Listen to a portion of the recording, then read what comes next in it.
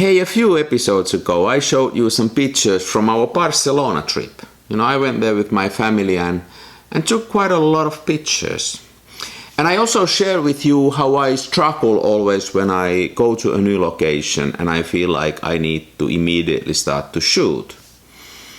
That in the strange new location, I find it difficult to find anything to say, anything meaningful. It's just surface deep and the struggle. Based on your comments and feedback, I'm not the only one who has that challenge in a new place.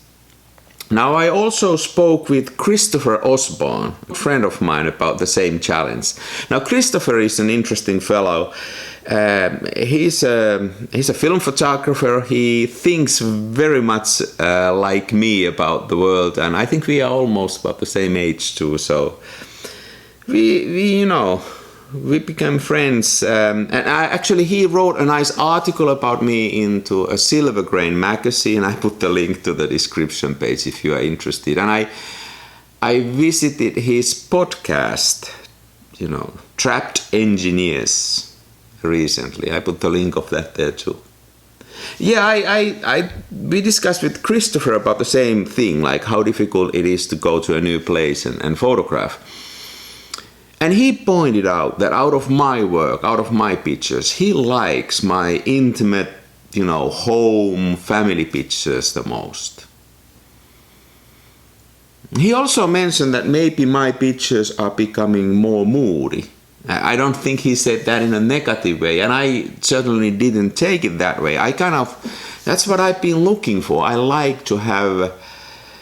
It's not who I am. I'm not a moody person, but I like certain moodiness in pictures, and I've been trying to find that. So it was nice for Christopher to notice that. Anyway, so based on these two things, like the difficulty of shooting in a new foreign place and then Christopher's feedback, hey, I thought I'll do a small project.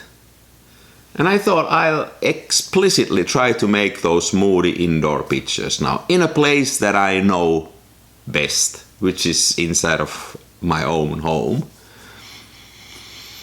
And, this was my strategy. So first of all, I took my Hasselblad. I could have taken also something a bit more moody, like a pinhole camera or Holga, but I had a slightly different plan. I wanted to get really close.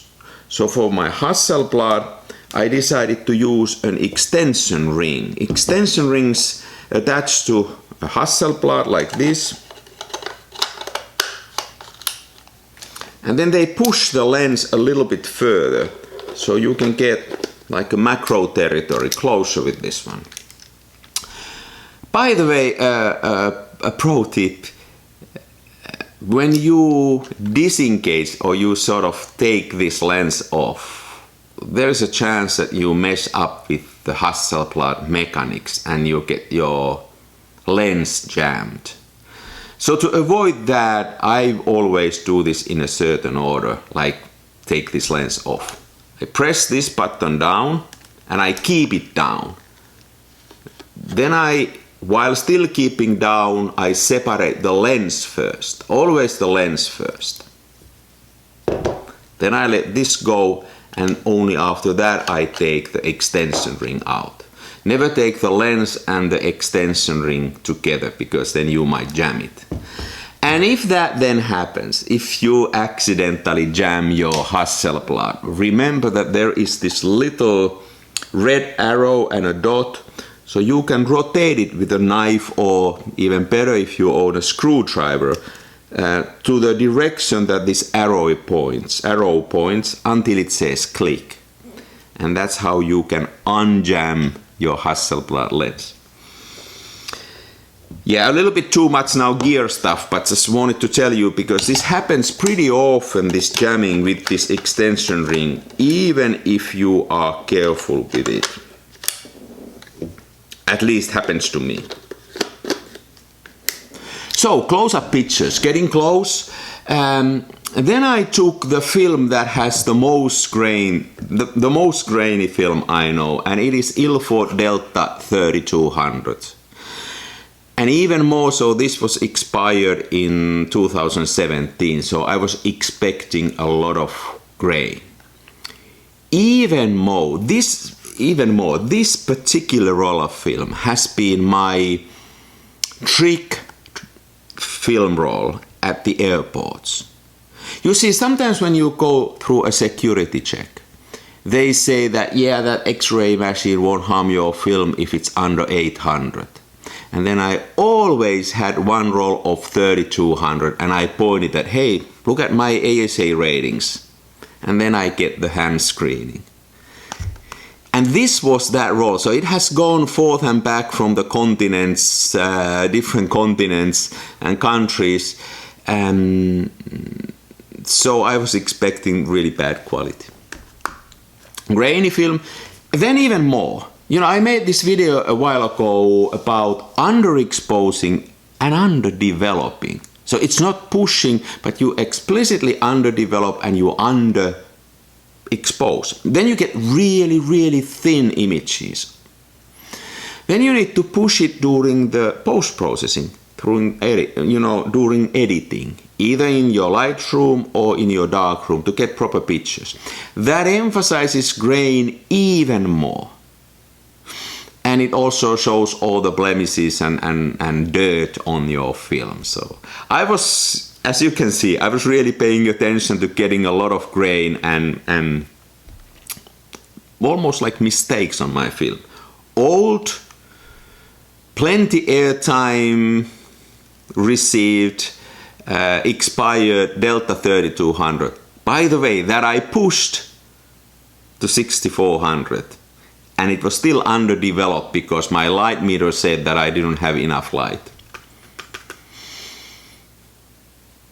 Hey, then I turned off almost all the lights, so it was really dark. And then even one more, one extra thing that I wanted to do.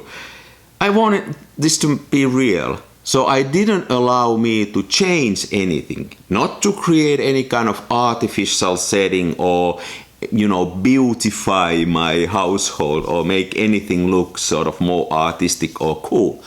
I just, couple of rooms that we have here downstairs, I walked around these rooms and I look at things that were talking to me. And I pointed my macro camera to those things and took pictures. Yeah, grainy, close, authentic, not change anything. Lights off. And these are the pictures.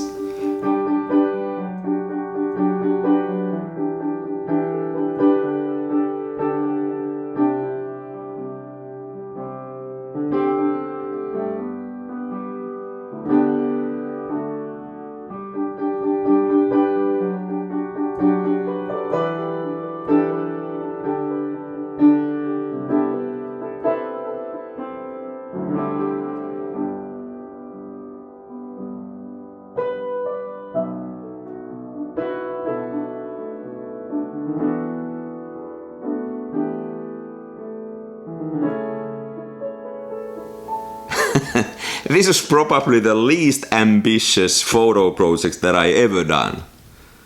Crappy film, expired, using it in a wrong way, not changing anything and just shooting whatever happened to be in our living room, kitchen or dining room. That's all. But hey, it was a lot of fun. Absolutely no pressure.